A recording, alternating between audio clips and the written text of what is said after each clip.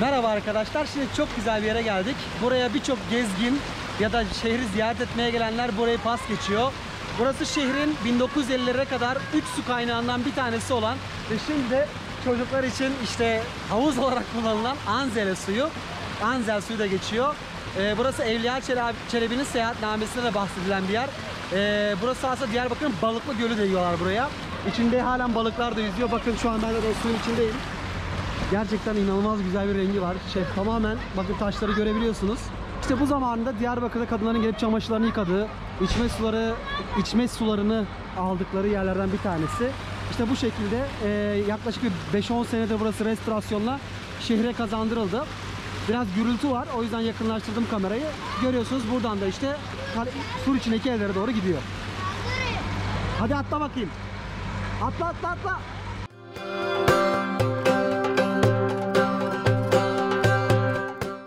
İki, üç.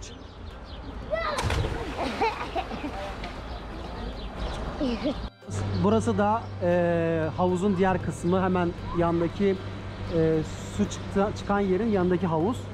Burada da görüyorsunuz ne kadar berrak bir su var.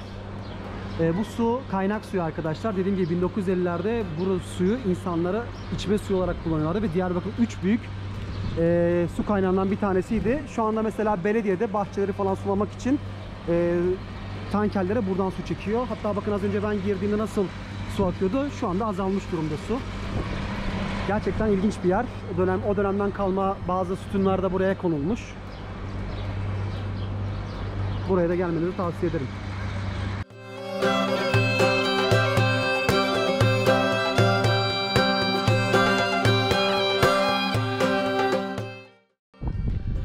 Şimdi buraya çıkmışken kuzenim Eren'le birlikte buranın bir keyfini de çıkaralım dedik. Çok tehlikeli bir yerdeyiz bu arada. Göstereyim size. Aman yani dikkat edin. Şöyle bir şey de göstermek istedim. Bakın aşağıda artık yürüyüş yolları var. Gerçekten belediye ve valilik çok güzel çalışmalar yapmış Kalkınma Ajansı ile birlikte, Karacadağ Kalkınma Ajansı ile birlikte. Yürüyüş yolları, trekking yolları falan yapılmış. Teraslar yapılmış. Hemen bakın aşağıda görüyorsunuz insanlar bekliyor. Fotoğraflarını falan çekiyorlar. Burası birkaç sene önce harabeydi gerçekten ama UNESCO sayesinde diyelim burası gerçekten çok güzelleştirilmiş. Yani siz de gelince mutlaka burada bir keyfinizi yapmadan aşağı inmeyin.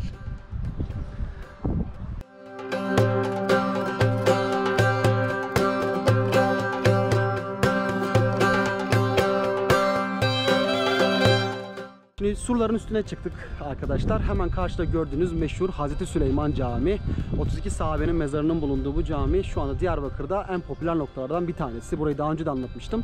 Hemen arkasında ise kale içindeki kale dediğimiz iç kale var. İç kale dediğimiz yerde işte hani o yukarıdan bakıldığındaki o kalkan balığı şeklindeki göz kısmı.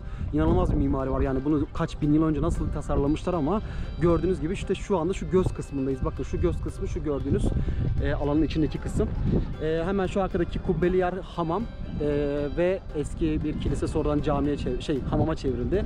Hemen yanında Diyarbakır Kültür Müzesi var. Eski hapishane var. İşte şu gördüğünüz minare Hazreti Süleyman'ın minaresi. Yukarıda Amida Höyük var. Şu anda orada kazılar devam ediyor.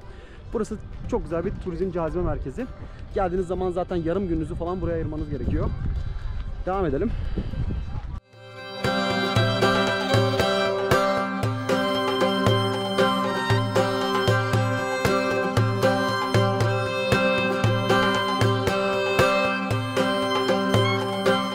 Yukarıdan önce bir Hevsel bahçelerini size göstermek istedim. Bakın şu gördüğünüz 700 hektarlık alan 7000 yıldır dünya üzerinde tarımın yapıldığı tek yer. O yüzden UNESCO Kültür Miras Listesi'ne dahil edildi. 2013'te aday gösterilmişti ama 2015'te artık resmen UNESCO Kültür Miras Listesi'nde Hevsel bahçeleri. Tabii tek değil, hemen yanında uzanan Diyarbakır surlarıyla birlikte. Şimdi burasının önemi dediğim gibi 7000 yıldır hiç durmadan tarım yapıldı ve halen de görüyorsunuz aşağıda birçok meyve bahçesi var. Bunun dışında birçok yırtıcı hayvan, yani çok da öyle aman aklınıza aslan kaplan gelmesin ama sincap, tilki gibi birçok hayvanın da barındığı, kerkenez gibi kuşların olduğu, halen içinde envai çeşit bitkinin ve tarımın ürünlerinin üretildiği yer burası. Tabii ki Dicle Nehri'nden hemen bakın yanında akıyor. Dicle Nehri'nden besleniyor burası. Şimdi aşağı doğru ineceğiz birazdan.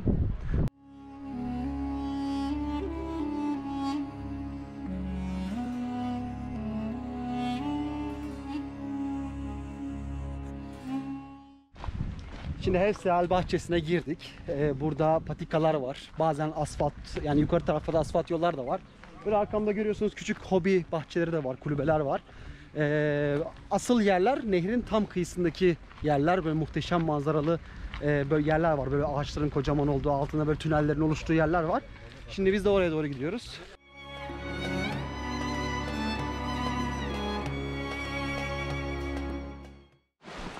Evet, gördüğünüz gibi böyle yollardan geçiyorsunuz. Her yer dut ağaçlarıyla kaplı. Yani şehir merkezine bu kadar yakın, bu kadar büyük bir ormanlık alan olması gerçekten Diyarbakır için büyük bir şans. Ama artık yani buraya bir el atılması gerekiyor bence. Çünkü bazen diyorum hani yol açılırsa acaba daha mı kötü olur? Hani bu doğa kendi koruyabilir mi, ama bu şekilde de gerçekten çok zormuş yani.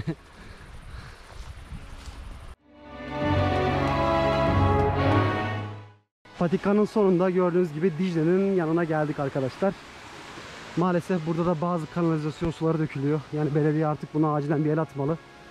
İşte buradan da diğer o meşhur yerlere doğru devam ediyoruz. Yani bu bahçe içindeki en güzel fotoğraf noktalarına doğru devam ediyoruz. Bakın ilkel yöntemlerle balıkçılık yapanlar da var. Biraz yorucu tabi, Haziran sıcakları da olunca yorucu bir yol oluyor bizim için. Akşam 5'ten sonra çok güzel. Tavsiyem ya sabah çok erken saatlerde gelmeniz ya da akşam bu saatlerde gelmeniz. Evet, şimdi kavak ağaçlarının sağlı sollu uzandığı muhteşem bir patika bulduk. Gerçekten çok güzelmiş. Bakın Dicle Nehri boyunca bu ağaçlar uzanıyor. Şu anda burası, eğlenen çiftler bile buraya geliyor. Nasıl geliyorlar bilmiyorum ama burada birçok fotoğraf çeken var. Gerçekten çok güzel.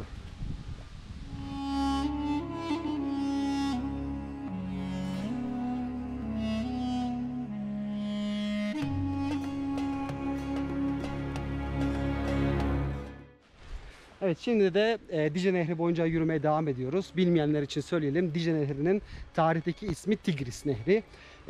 Diyarbakır 32 ayrı medeniyete ev sahipliği yapmış bir şehir ve bu Hevsel bahçesi bu tam 32 medeniyetin de tarım ürünlerini yetiştirdiği yer.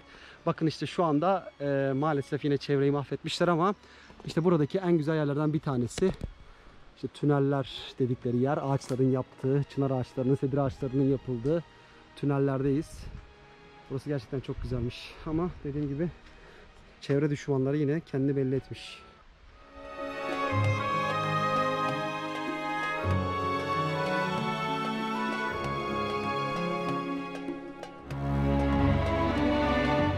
Şimdi bulunduğum nokta gerçekten aslında buranın anlamını anlatan en güzel yerlerden bir tanesi. Hemen arkamda gördüğünüz Diyarbakır surları yaklaşık Dicle Nehri'nden 100 metre yukarıda yapılmış. Milattan önce 3000 yılında Huriler tarafından ilk böyle bir taşlar döşenmiş aslında, ama asıl dönem milattan sonra 349 yanılmıyorsam yılında Konstantin tarafından bu kale sura çevrilmiş.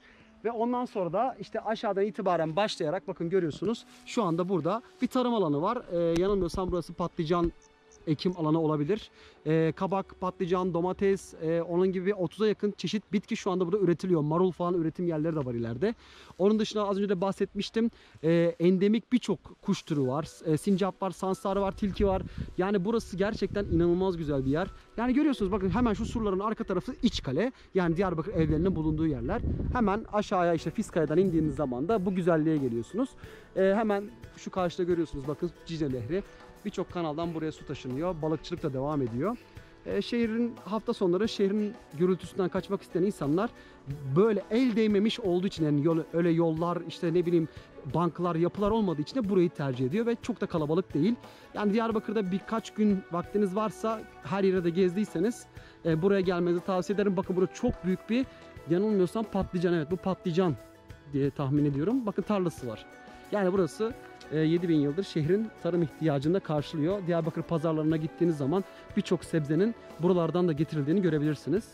İşte muhteşem bir Dicle Nehri manzarası ile birlikte baş başayız. Hemen de yanı başımızda surlar.